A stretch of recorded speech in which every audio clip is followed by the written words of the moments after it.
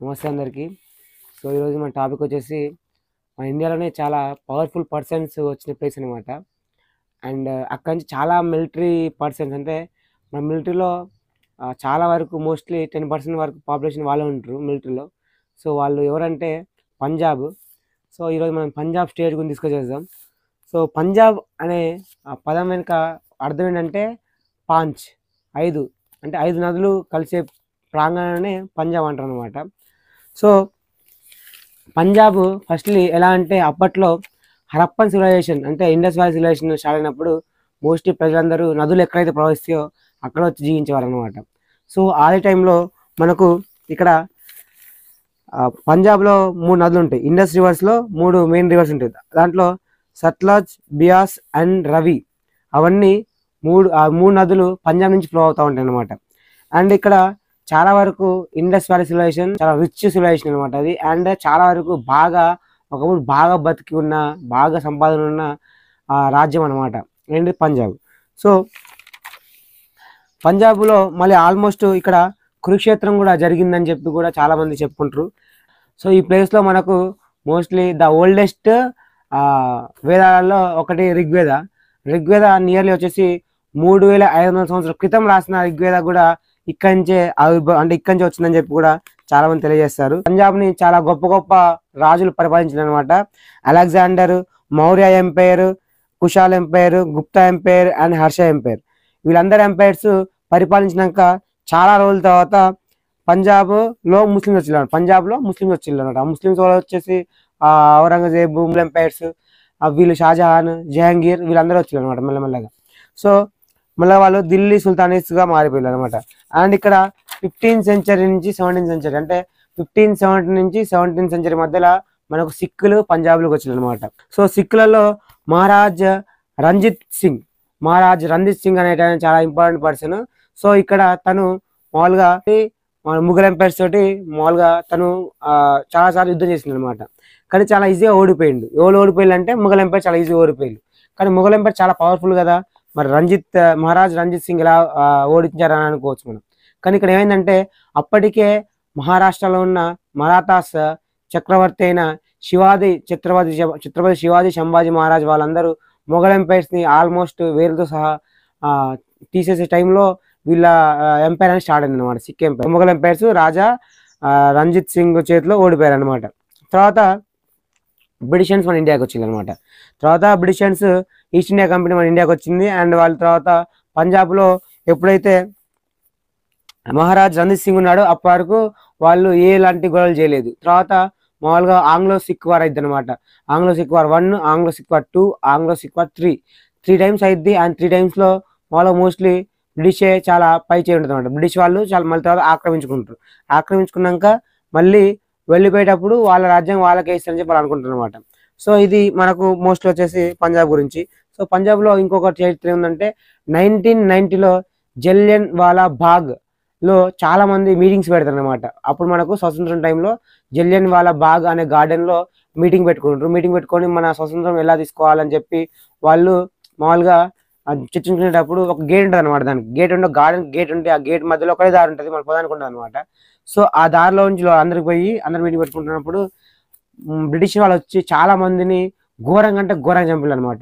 అసలు ఇండియాలో అసలు అంతగానం చావులు ఒక్కసారి జరగడం అది ఫస్ట్ టైం అనమాట. అలాంటి ఒక ఘోరమైన ప్రదేశం కూడా పంజాబ్లోనే చోటు చేసుకుంది. అండ్ ఇక్కడ మనకు పంజాబ్ అంటే ఇంతేనా, పంజాబ్ చాలా సింపుల్గా ఉంది, పంజాబ్లో ఏం కాన్ఫ్లిక్ట్స్ లేవు అనుకుంటాం. కానీ పంజాబ్లో కూడా కాన్ఫ్లిక్ట్స్ ఉంది. కాన్ఫ్లిక్ట్స్ ఏంటంటే ఖలిస్తాన్. సో, ఖలిస్తాన్ అనే మూమెంట్ చాలా వరకు చాలా ఫేమస్ అంటే ఇప్పుడు ఖలిస్తాన్ మూమెంట్ ఎందుకు వచ్చింది ఖలిస్తాన్ మూమెంట్ ఎందుకు వచ్చిందంటే బ్రిటిష్ వాళ్ళు ఎప్పుడైతే వచ్చారో మహారాజ్ రంజిత్ సింగ్ ఉన్న రోజులు బ్రిటిష్ వాళ్ళు మామూలుగా ఏ విధంగా కూడా టచ్ చేయలేదు పంజాబ్ని. బట్ రంజిత్ ప్రతాప్ చనిపోయాక వాళ్ళు వచ్చి మొత్తం పంజాబ్ ఆక్రమించుకొని చేశారు.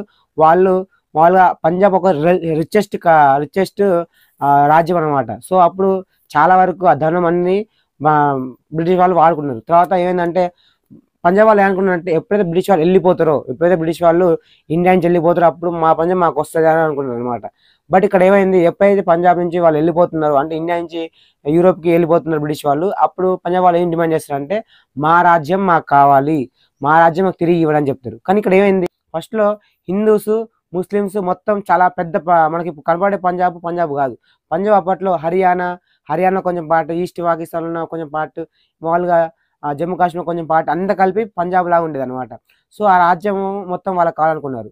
కానీ ఇక్కడ ఏమైందంటే ఆ రాజ్యంలో అప్పటికి 63% ఆఫ్ పాపులేషన్ మామూలుగా వచ్చేసి ముస్లిమ్స్ అండ్ మామూలుగా ఒక 30% వచ్చేసి హిందూస్ అండ్ మిగతా పర్సెంట్ వచ్చేసి మన సిక్స్ ఉండేవారు అనమాట. సో దీంట్లో ఇండియాలో 1% కూడా లేని సిక్ వాళ్ళకు ఏ విధంగా రాజ్యం ఇస్తారు? సో ఇప్పుడు ఏమైంది, ఎందుకు వాళ్ళు సిక్ వాళ్ళు ఖలిస్తాన్ మూవ్మెంట్ స్టార్ట్ చేస్తారు అంటే, ఇండియాలో మొత్తం హిందూస్ ఉంటారు అండ్ పాకిస్తాన్లో మొత్తం ముస్లిమ్స్ ఉంటారు. సో సిక్కిస్తాన్ అని చెప్పి వాళ్ళు కావాలని చెప్పి వాళ్ళు అప్పుడు ఆర్గ్యూ చేశారు అనమాట. సిక్కిస్తాన్ అంటే మొత్తం సిక్లో ఉండాలని చెప్పి. బట్ అక్కడ ఏమైందంటే సిక్కిస్తాన్లో వాళ్ళు డిమాండ్ చేద్దాం అనుకున్నా కానీ దాంట్లో ఎక్కువ మంది పంజాబ్ లేరు.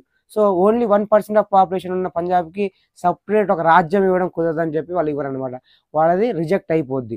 సో ఇప్పుడు ఏమైందంటే, ఇప్పుడు ఎప్పుడైతే పంజాబ్ కొంచెం పాకిస్తాన్లో కలిసిపోద్దో, పాకిస్తాన్లో ఉన్న సిక్కులు అందరూ వచ్చేసి పంజాబ్లో సెటిల్ అవ్వడం స్టార్ట్ చేస్తారు అనమాట. సో అప్పుడు పంజాబ్ హర్యానా రెండు కలిసి ఉంటాయి అనమాట. సో అప్పుడు చాలా వరకు పంజాబ్లో కూడా మైనార్టీ అంటే చాలా వరకు సిక్కులు కూడా పాపులేషన్ పెరిగిపోయినప్పుడు అనుకుంటారు వాళ్ళు, ఇప్పుడు మనకు పాపులేషన్ పెరిగిపోయింది కదా, సో ఒకప్పుడు 1% అని చెప్పి మనకి ఇప్పుడు సపరేట్ కంట్రీ ఇవ్వలేదు, కానీ ఇప్పుడు మనం చాలా వరకు పెరిగిపోయామని చెప్పి వాళ్ళు ఏంటంటే మళ్ళీ ఖలిస్తాన్కి డిమాండ్ చేయడం స్టార్ట్ చేస్తారు అనమాట. పంజాబ్ అకాల్ దళ్ అనే ఒక పార్టీ, మన లోకల్ పార్టీ అనమాట పంజాబ్కి. స్టేట్ 1956లో స్టేట్ రీఆర్గనైజేషన్ యాక్ట్ వచ్చింది అనమాట. ఈ యాక్ట్ది పని ఏంటంటే, ఆ యాక్ట్ ఏం చేస్తుందంటే, ఇప్పుడు ఒక 2 స్టేట్స్ పక్కపక్కన ఉన్నాయి అనుకోండి, అది డివైడ్ వేరే స్టేట్స్. సో రెండింటిని కలపడం, ఏ విధంగా కలుపుతారంటే సేమ్ లాంగ్వేజ్ మాట్లాడితే. సో అట్లా కలిపిన స్టేట్సే ఆంధ్రప్రదేశ్, తెలంగాణ అండ్ మరాఠా, మొత్తం మరాఠాని మహారాష్ట్రలో కలిపేసి అనమాట. సో ఎందుకంటే మోస్ట్లీ వాళ్ళు సేమ్ లాంగ్వేజ్ మాట్లాడతారని చెప్పి. సో ఇక్కడ పాకిస్తాన్ ఇప్పుడు మనం పంజాబ్ వాళ్ళు ఏం చేస్తారంటే, పంజాబ్లో మోస్ట్లీ మేమందరం పంజాబీ మాట్లాడతాం, సో హర్యానా వాళ్ళు హిందీ మాట్లాడతారు. సో వాళ్ళకి మమ్మల్ని కూడా డివైడ్ చేయండి అంటే వాళ్ళ బిల్ అప్పుడు కూడా పాస్ అవ్వదు, వాళ్ళది రిజెక్ట్ అయింది అనమాట. సో రిజెక్ట్ అయినాక సపరేట్ స్టేట్ రావట్లేదు అని మామూలుగా చాలా వరకు గోల్ అవుతాయి అనమాట. గోల్ అయినాక 1960 నుంచి 66 వరకు చాలా ఆందోళన జరుగుతాయి. కొన్ని సంవత్సరాల తర్వాత ఏమైందంటే పంజాబ్ హర్యానా నుంచి డివైడ్ అయిపోద్ది. హర్యానా ఒక స్టేట్ అయిపోద్ది, పంజాబ్ ఒక స్టేట్ అయిపోద్ది. అప్పుడు ఎలక్షన్స్ జరుగుతాయి. ఎలక్షన్ అయినప్పుడు దాంట్లో మనం అనుకున్నాం కదా, పంజాబ్ లోకల్ పార్టీ పంజాబ్ అకాల్ దళ్ అనే పార్టీ ఎలక్షన్లో గెలుస్తుంది. గెలిచినప్పటికీ ఏమైందంటే వాళ్ళ టర్మ్ అంటే 5 years ఉన్న టర్మ్ని మొత్తం ఫుల్ ప్లెడ్జ్డ్గా వాళ్ళు పరిపాలించలేకపోతారు అనమాట. అట్లనే చాలాసార్లు గెలుస్తారు, ఓడిపోతారు, 3 times ఇట్లా ఓడిపోయినాక ఒక 4th time కాంగ్రెస్ పార్టీ గెలుస్తుంది. ఎక్కడ? పంజాబ్లో గెలుస్తున్నాం. ఖలిస్తాన్ మూవ్మెంట్ స్టార్ట్ అవడానికి పునాది ఎలా స్టార్ట్ అయిందంటే, వీళ్ళు ఖలిస్తాన్ కంట్రీ కావాలని ఎందుకంటున్నారంటే, అప్పట్లో ఎప్పుడైతే కాంగ్రెస్ పార్టీ గెలిచినాక వీళ్ళు అనంతపూర్ సాహెబ్ రెజల్యూషన్ తీసుకొస్తారు అనమాట. సో దాంట్లో ఏంటంటే వాళ్ళ పంజాబ్కి కావాల్సింది ఏంటిది అంటే, వాళ్ళకు ఏం ప్రాబ్లమ్స్ ఉన్నాయి, వాటర్ రిసోర్సెస్ అండ్ వాళ్ళకు ఫైనాన్షియల్ రిసోర్సెస్ ఏ విధంగా డెవలప్ చేయాలి పంజాబ్ అని చెప్పి వాళ్ళు దాంట్లో మామూలుగా ఆనంద్ రెజల్యూషన్ యాక్ట్లో వాళ్ళు ఎక్కడా కూడా సపరేట్ కంట్రీ కావాలని చెప్పి మెన్షన్ చేయరు. బట్ అక్కడ ఉన్న పొలిటికల్ లీడర్స్ ఎవరైతే ఉన్నారో పంజాబ్లో వాళ్ళు మామూలుగా వెనక ఉండి ఇక్కడ సపరేట్ కంట్రీ కోసం కూడా అడిగారు. సో మీరు సపరేట్ కంట్రీ కావాలని చెప్పి అగ్గిపుల్ వేస్తే అది మొత్తం రగులుకుంటుంది అనమాట. సో అక్కడ ఉన్న లోకల్ లీడర్స్ కూడా చాలా మంది దానికి ప్రొటెక్ట్ చేయడం స్టార్ట్ చేశారు అనమాట. సో ఇది అట్లా ఉండగా ఇప్పుడు అకాల్ దళకి ఎందుకు పాపులారిటీ ఉంది, కాంగ్రెస్ పార్టీకి ఎందుకు పాపులారిటీ లేదని చెప్పి వాళ్ళు కాంగ్రెస్ పార్టీ కూడా అక్కడ లోకల్లో చాలా కలిసిపోవాలని చెప్పి చూస్తే, అకాల్ దళ్ అనేది చాలా లోకల్ పార్టీ అండ్ వాళ్ళకు రూట్స్ తెలుసు, పంజాబ్ వాళ్ళ కల్చర్ తెలుసు. అండ్ చూడండి మీరు, బ్రిటిష్ వాళ్ళ టైంలో ప్రతి ఒక్కరు అంటే బ్రిటిష్ వాళ్ళు ముస్లిమ్స్ను హిందూస్ని చాలా విధాలుగా టార్చర్ చేశారు, కానీ పంజాబ్లో వాళ్ళని చేయలేకపోయారు. పంజాబ్ వాళ్ళు ఆర్మీలో ఉన్నా కానీ వాళ్ళు టర్బైన్ కట్టుకుంటారు, అంటే రుమాల్ లాగా ఉంటుంది, ఆ టర్బైన్ కట్టుకొని ఉంటారు వాళ్ళు. అంటే పంజాబ్ వాళ్ళు అంత కాన్ఫిడెంట్గా, అంత ధైర్యంగా, అంత కల్చర్కి వాల్యూ ఇస్తారు అనమాట. వాళ్ళ కల్చర్కి అంత పెద్ద వాల్యూ ఇస్తారు వాళ్ళు. సో ఇక్కడ ఏమైందంటే పంజాబ్ వాళ్ళు ఏం చేశారంటే, ఇప్పుడు కాంగ్రెస్ వాళ్ళు కూడా పంజాబ్లో మనం రాజకీయం చేయాలంటే వాళ్ళ కల్చర్ని అర్థం చేసుకోవాలని చెప్పి కల్చర్ని అర్థం చేసుకొని కల్చర్తో రాజకీయం చేయడం చేస్తారు అనమాట. అంటే అక్కడ వాళ్ళు గురువుస్ ఉంటారుగా, గురువు చనిపోయిన రోజైనా పుట్టినరోజైనా కానీ దాని ఒక పెద్ద పండుగలా జరుపుకోవడం కాంగ్రెస్ పార్టీ స్టార్ట్ చేస్తుంది. దానివల్ల కాంగ్రెస్ పార్టీకి కూడా మంచిగా అక్కడ మెజారిటీ ఆఫ్ ఓట్ బ్యాంక్ వస్తుంది అనమాట. ఈ పర్సన్ పేరు గుర్తుపెట్టుకోండి, బ్రిందన్ వాలే. ఓకే, బ్రిందన్ వాలే అనే ఒక వ్యక్తి మామూలుగా లోకల్లో బాగా ఫేమస్ అనమాట. ఆయనే ఫేమస్. సో ఆయన అకాలీదళ్ పార్టీ కాదు, కాంగ్రెస్ పార్టీ కాదు, ఆయన కల్చర్లో పంజాబ్లో ఒక గురువు లాగా బాగా ఫేమస్ అయిపోయినమాట. బృందన్ వాళ్ళ మెయిన్ ఏం ఏంటిదంటే ఖలిస్తాన్ అనే కంట్రీ స్థాపించడం. సో ఇక్కడ మామూలుగా ఇప్పుడు ఇది గమనించిన కాంగ్రెస్ ఏం చేసిందంటే ఈ బృందన్ వాళ్ళని కాంగ్రెస్లో చేర్చుకోవాలని చెప్పి కాంగ్రెస్ వాళ్ళ టైప్ అయి ఉంటుంది అనమాట. సో అప్పుడు బృందన్ వాళ్ళే ఎన్ని తప్పులు చేసినా కానీ, ఎన్ని మారినా అంటే ఎంతమందిని చంపేసినా కానీ వాళ్ళు తనని జైల్లో వేయరు. కానీ వన్ ఫైన్ డే తనని జైల్లో వేస్తారు అనమాట. జైల్లో వేసినప్పుడు ఏదంటే బృందన్ వాళ్ళు జైలు వేసినప్పుడు పంజాబ్ మొత్తం అల్లకల్లం అయిపోద్ది. అండ్ అకాలీదళ్ పార్టీ అయిన లోకల్ పార్టీ కూడా ఇక్కడ బృందన్ వాళ్ళకి సపోర్ట్ చేసి తనను బయటికి తీసుకోవాలని చెప్తే అప్పుడు ఎంత అల్లర్లు కావద్దని చెప్పి బృందన్ వాళ్ళని బయటికి వదులుతారు. సో వదిలినాక ఏమైందంటే కొన్ని రోజుల తర్వాత వీళ్ళు మామూలుగా అనంతపూర్ సాహెబ్ రెజల్యూషన్ని హైడ్ చేయాలని చెప్పి అప్పుడు మనకు ఇండియాలో ఏషియన్ గేమ్స్ అవుతాయి అనమాట. ఏషియన్ గేమ్స్ అయితే అప్పుడు మామూలుగా వీళ్ళు ఏషియన్ గేమ్స్లో మనం ఈ అనంతపూర్ రెజల్యూషన్ యాక్ట్ మామూలుగా హైలైట్ చేద్దామని చెప్పి వాళ్ళు వేస్తారు. ఏషియన్ గేమ్స్లో చెప్పాలని చెప్తే మనకు వైడ్గా అంటే గ్లోబల్ రేంజ్లో మనకు కవర్ చేస్తుంది. సో మనం దీన్ని ఈజీగా మన ఒక కంట్రీలో ఫామ్ అవుతుందని చెప్పాలనుకుంటారు అనమాట. సో అప్పుడు ఏషియన్ గేమ్స్ టార్గెట్గా వాళ్ళు వెళ్ళి ఏషియన్ గేమ్స్లో వీళ్ళు చెప్పాలన్నమాట. ఇది వాళ్ళు చెప్తే అప్పుడు ఈజీగా అర్థమవుతుందని చెప్పి అనుకుంటారు. సో ఇక ఢిల్లీలో ఏషియన్ గేమ్స్ అవుతూ ఉంటాయి. సో పంజాబ్ నుంచి వచ్చే ఏ వెహికల్ అయినా కానీ, పంజాబ్ వాళ్ళు ఎవరైనా కానీ వాళ్ళు చెకప్ చేయడం, ప్రతి ఒక్క ఫ్యామిలీని చెకప్ చేయడం, ఈవెన్ మిలిటరీ వాళ్ళని చెక్ చేయడం, అది కొంచెం వాళ్ళకి ఇన్సల్ట్ లాగా అనిపించింది. ఇన్సల్ట్ లాగా అనిపించి వాళ్ళు కూడా అక్కడ రివాల్ట్ అయిపోయారు. సో ఇక మామూలుగా కొంచెం కొన్ని రోజుల తర్వాత ఏంది, వాళ్ళు ఫ్లైట్ని హైజాక్ చేయడం, బస్ని హైజాక్ చేయడం. వీళ్ళు ఇక్కడ చూసి ఇక్కడ మామూలుగా సిక్కులు బస్సుని అంటే హిందూస్ వెళ్తున్న బస్సుని హైజాక్ చేస్తారు. హైజాక్ చేసి మామూలుగా అక్కడ దింపి హిందూస్ని గన్తో కాల్ చేస్తారు అనమాట. సో దీనివల్ల ఇండియా మొత్తం ఓవరాల్ అల్లకల్లం అయిపోద్ది.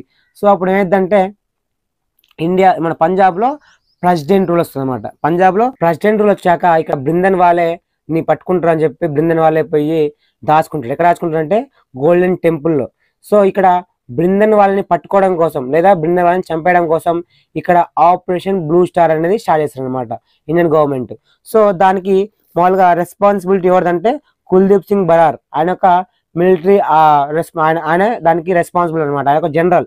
సో తను పట్టుకోవడం కోసం వాళ్ళని అంటే బృందన్ వాళ్ళని పట్టుకోవడం కోసం వాళ్ళు మామూలుగా పంజాబ్కి వెళ్తారు. 1 జూన్ 1984లో పంజాబ్లో మొత్తం కర్ఫ్యూ విధించబడుతుంది అండ్ సిగ్నల్స్ మొత్తం కట్ చేస్తారు అనమాట. అంటే కమ్యూనికేషన్ సిగ్నల్స్ ఏమి ఉండవు. అండ్ జూన్ 6న వాళ్ళు బృందన్ వాళ్ళని పట్టుకోవడం కోసం వాళ్ళు ఆల్మోస్ట్ బాంబులు, గన్స్, షూట్ ఫైర్స్ అని చేస్తారు అనమాట. సో ఇప్పుడు గోల్డెన్ టెంపుల్లో దాచుకున్న బృందన్ వాళ్ళని మిలిటరీ వాళ్ళు గోల్డెన్ టెంపుల్లో చంపేస్తారు అనమాట. చంపేస్తే ఇది గోల్డెన్ టెంపుల్ అనేది చాలా పవిత్రమైన టెంపుల్ ఎవరికి, సిక్ వాళ్ళకు. సో ఇక్కడ వాళ్ళు చాలా డిస్టర్బ్ అయిపోయి ఉంటారు అనమాట. డిస్టర్బ్ అవుతారు అంటే వాళ్ళు తట్టుకోలేరు. అంటే వాళ్ళు పవిత్రంగా భావించే గోల్డెన్ టెంపుల్లో బృందన్ వాళ్ళని చంపడం అనేది వాళ్ళు తట్టుకోలేకపోతారు. సో ఇప్పుడు ఏంటంటే వాళ్ళు రివెంజ్ తీర్చుకోవాలి, వాళ్ళు పంజాబ్ వాళ్ళు. సో రివెంజ్ తీర్చుకోవడం కోసం వాళ్ళు ఏం చేస్తారంటే ఒక రోజు ఏమైందంటే 31 అక్టోబర్ 1984 తన బాడీ గార్డ్స్ అయిన సిక్ బాడీ గార్డ్స్ అంటే ఒక రోజు ఆమె బుల్లెట్ ప్రూఫ్ ఆ జాకెట్ వేసుకోకుండా బయటకు వస్తుంది అనమాట. బయటకు వచ్చినప్పుడు అది తెలుసుకున్న ఈ బాడీ గార్డ్స్ ఏం చేస్తారంటే తనని అక్కడ షూట్ చేస్తారు. 18 బుల్లెట్లు దిగుతాయి అన్నమాట. 18 బుల్లెట్తో దాడి చేస్తారు. ఎవరిని? ఇందిరాగాంధీ. ఎవరు దాడి చేస్తారంటే ఇక్కడ సిక్ బాడీ గార్డ్స్ అనమాట. సో అప్పుడు చాలా మొత్తంలో పెద్ద మొత్తంలో గల్లర్లు ఘోరంగా అంటే ఘోరంగా పెద్ద ఇన్సిడెంట్ అనమాట. ఎందుకంటే ప్రైమ్ మినిస్టర్ ఆఫ్ ఇండియాని చంపడం అనేది నాట్ ఏ ఈజీ టాస్క్ అని పంజాబ్ వాళ్ళు చంపేశారు. సో ఇక్కడ పంజాబ్ వాళ్ళు సెలబ్రేట్ చేసుకుంటారు. బ్లడ్ ఫర్ బ్లడ్ అంటే రక్తానికి రక్తం. మా బృందన్ వాళ్ళని చంపేశారు కదా, సో మేము దానికోసం చెప్పి ఇందిరాగాంధీని చంపేస్తామని చెప్పి వాళ్ళు చాలా వరకు చెప్పారనమాట. ఇందిరాగాంధీ చనిపోయినాక రాజీవ్ గాంధీ ప్రధానమంత్రి అయ్యిండు చాలా హై మెజార్టీ తోటి. సో రాజీవ్ గాంధీ ప్రధానమంత్రి అయ్యాక తను వాళ్ళు ఏం చేశారంటే పంజాబ్లో పీస్ అంటే శాంతిని తీసుకొని రావాలి, శాంతిని ఏర్పాటు చేయాలి పంజాబ్లో అని చెప్పి రాజీవ్ గాంధీ ప్రైమ్ మినిస్టర్ గెలిచినాక పంజాబ్కి వెళ్తారు. వెళ్ళి ఆయన అక్కడ చాలా వరకు అంటే బృందన్ వాళ్ళు చనిపోయింది, కానీ బృందన్ వాళ్ళ ఐడియా చనిపోలేదు. ఇక్కడ బృందన్ వాళ్ళ ఐడియా ఏంటిది? సపరేట్ కంట్రీ ఖలిస్తాన్ ఫామ్ చేయడం. బృందన్ వాళ్ళు చనిపోయినప్పటికీ బృందన్ వాళ్ళకున్న ఐడియాలో చనిపోలేదు. సో ఇక్కడ మామూలు రాజీవ్ గాంధీ వెళ్తాడు. వెళ్ళి మామూలుగా అక్కడ ఏముంది, ఏ విధంగా ప్రాబ్లమ్స్ ఉన్నాయి, వాటర్ ప్రాబ్లం ఏంటి, క్యాపిటల్ సిటీ ప్రాబ్లం అని చెప్పి అనుకుంటాడు. సో ఛత్తీస్గఢ్ని మొత్తం పంజాబ్లో కలుపుద్దామని ఎవరు అనుకుంటారు? రాజీవ్ గాంధీ అనుకుంటాడు. సో అప్పుడు హర్యానాలో ప్రజలు సీఎం వాళ్ళని ఏమంటారంటే ఈ సపోజ్ నువ్వు హర్యానా కలిపేసిన అనుకో అప్పుడు హిమాచల్ ప్రదేశ్ నుంచి కూడా మీరు చాలా వరకు వ్యతిరేకత ఫేస్ చేయాల్సి వస్తుంది అన్నప్పుడు రాజీవ్ గాంధీ ఏం చేయలేక తను ఈ ప్రాబ్లం అక్కడ వదిలేస్తాడు. సో చాలా వరకు మళ్ళీ బృందన్ వాళ్ళే స్లోగన్స్ అంటే సపరేట్ కంట్రీ కావాలని చెప్పి చాలా వరకు పెద్ద మొత్తంలో అయిందనమాట. అయినప్పుడు ఇప్పుడు బ్లాక్ థండర్ ఆపరేషన్ స్టార్ట్ అయింది. అప్పుడు black thunder operation same as operation blue star. But ఇప్పుడు ఆర్మీ వాళ్ళు కాదు, పోలీస్ వాళ్ళు 1986 నుంచి 1980 వరకు వాళ్ళు ఒక బ్లాక్ థండర్ ఆపరేషన్ చేశారు. ఇక్కడ ఏంటంటే ఇప్పుడు పంజాబ్ లో ఉన్న గోల్డెన్ టెంపుల్ కి ఏం కాకుండా వాళ్ళు పంజాబ్ లో ఎవరైతే స్లోగన్ ఇస్తారో అంటే anti India slogans, separate Khalistan కావాలి అని ఎవరైతే స్లోగన్ ఇస్తారో వాళ్ళు అరెస్ట్ చేయడం అండ్ వాళ్ళు జైల్లో పెట్టడం అని చేశారు అనమాట. చాలా సంవత్సరాల తర్వాత ఏంటంటే మళ్ళీ కొన్ని రోజుల తర్వాత ఇప్పుడు సీఎం గా సిక్ వాళ్ళకి ఇవ్వడం and Manmohan Singh prime minister of India చేయడం. సో ఇవన్నీ ఏంటంటే ఒక టైప్ ఆఫ్ పంజాబ్ వాళ్ళకు సాటిస్ఫై అనిపించింది. అంటే మనకు కూడా న్యాయం జరుగుతుంది ఇక్కడ, ఏమొద్దులే ఎందుకు అని చెప్పి వాళ్ళు కొంచెం సైలెంట్ అయిపోయారు అనమాట. చాలా వరకు సైలెంట్ ఉంది.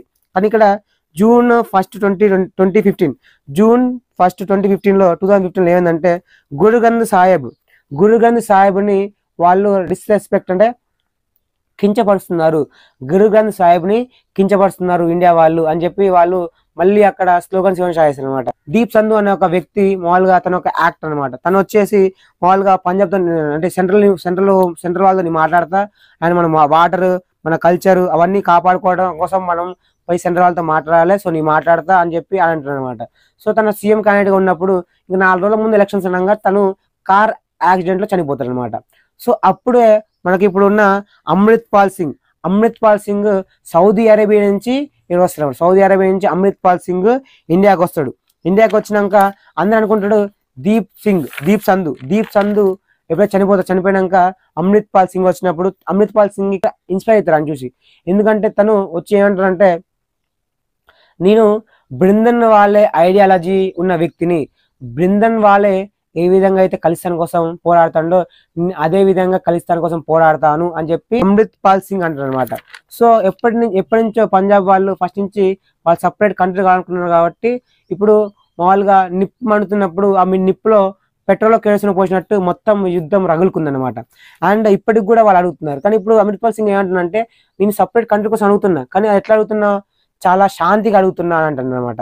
సో వాళ్ళకు సపరేట్ స్టేట్ కావాలి. ఫస్ట్ లో ఇండియాలో పార్ట్ ఉన్నారు, ఓకే, ఇండియాలో పార్ట్ ఉన్నాక వాళ్ళు ఫస్ట్ లో సపరేట్ స్టేట్ కావాలన్నారు, స్టేట్ ఇచ్చాం అండ్ సపరేట్ క్యాపిటల్ అన్నారు. సో జాయింట్ క్యాపిటల్ ఉంది ఇప్పుడు.